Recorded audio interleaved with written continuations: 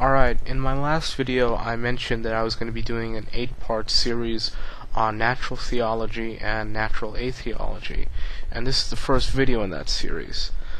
First of all, I'm going to start off with 6 videos concerning natural theology, which is of course simply arguments for the existence of God.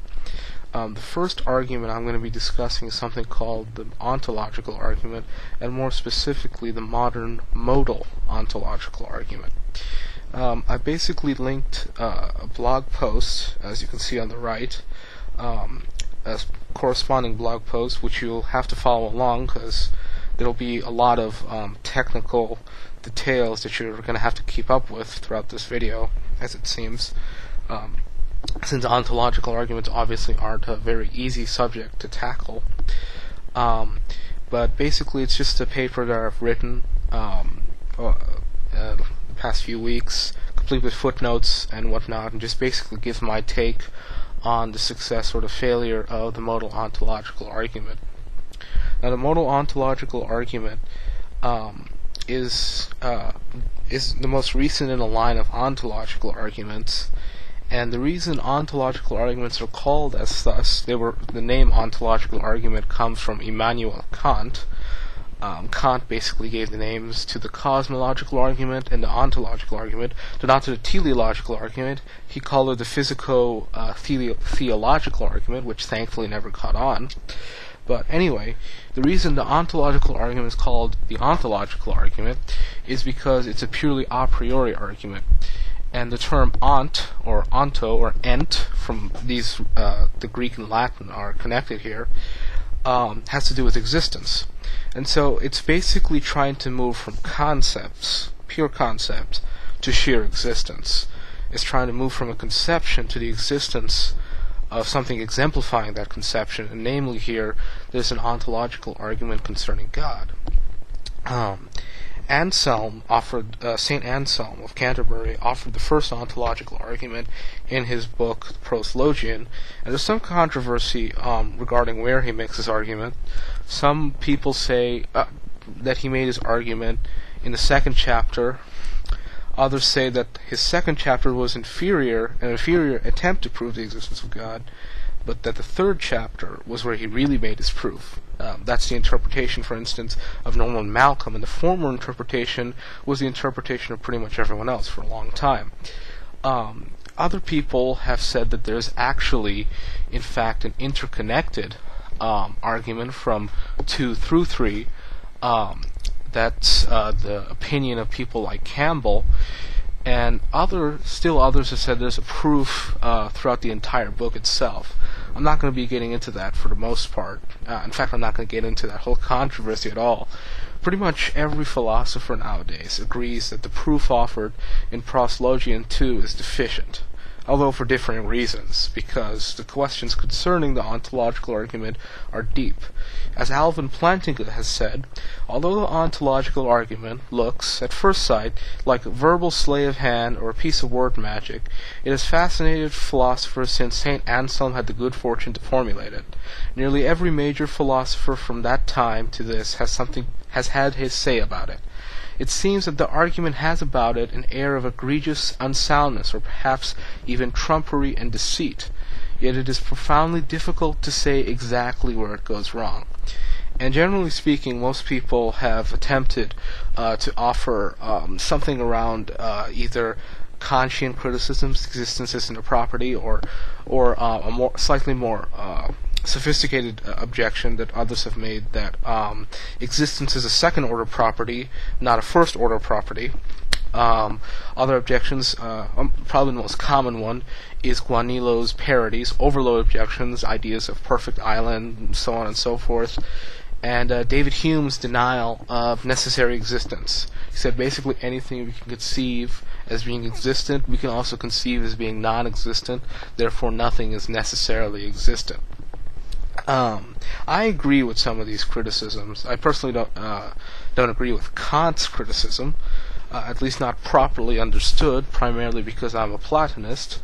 I believe in abstract entities, and I believe that existence is nothing more than an exemplification relation between a property and the and the object. To say that, for instance, a dog exists is to say that there is some object which exemplifies the abstract dog, so on and so forth.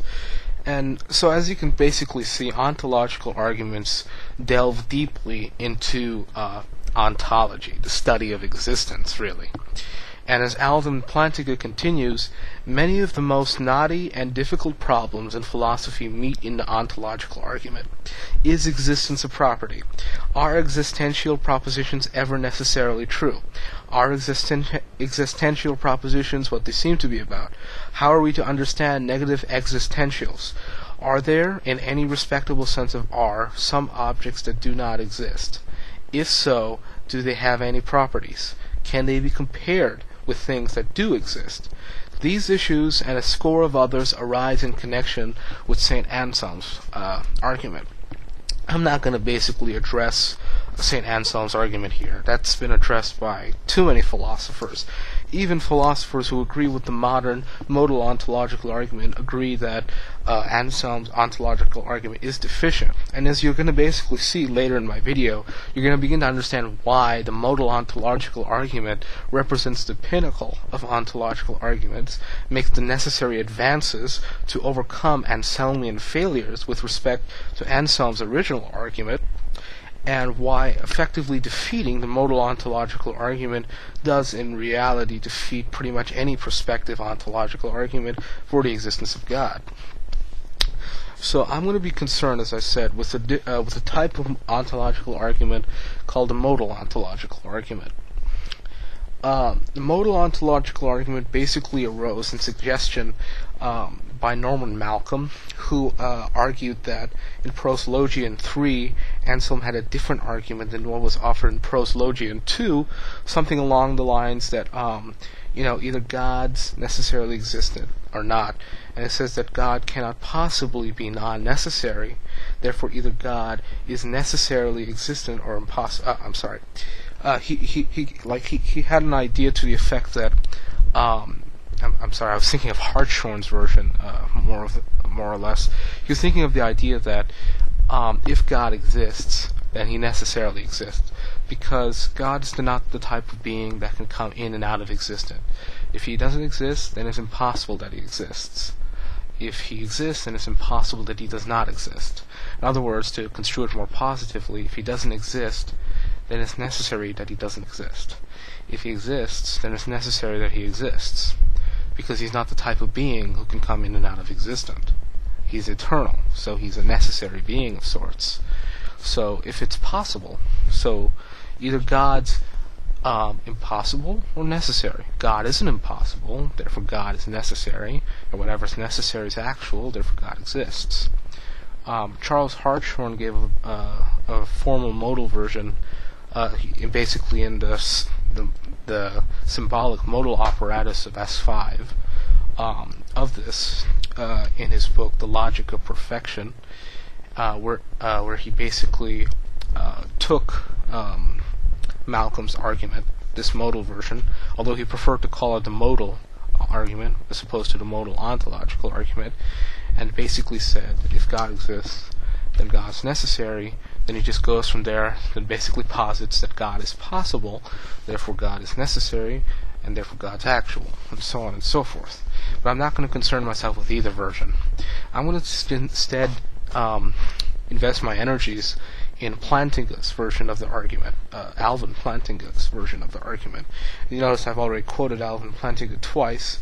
He's a predominant Christian philosopher of religion, who's written extensively on the ontological argument, and more broadly, in his book, The Nature of Necessity, he's written on modal logic, the philosophical idea of modality in general.